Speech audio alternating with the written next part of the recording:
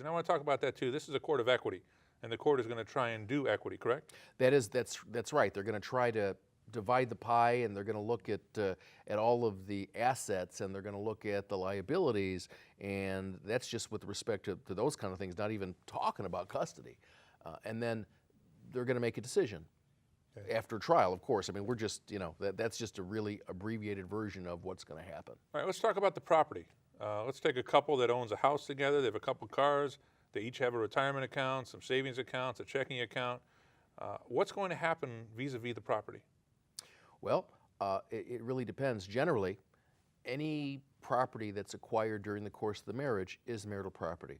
And any debt that's acquired during the course of the marriage is marital debt. There are some exceptions. One exception would be, for example, an inheritance.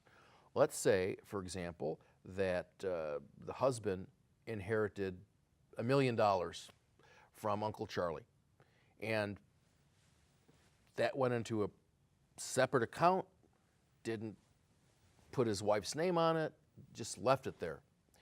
That typically is going to be his non-marital property.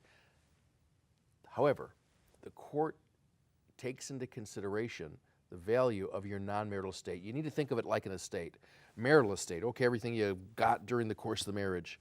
And then non-marital, okay, everything I had before the marriage, or like the inheritance or gift or something like that. And the court is going to take that in consideration. And so let's say our marital estate in this situation is worth, a couple $100,000. Maybe that's the house, a little bit of equity, bank account, retirement, whatever. And this guy's got $1 million.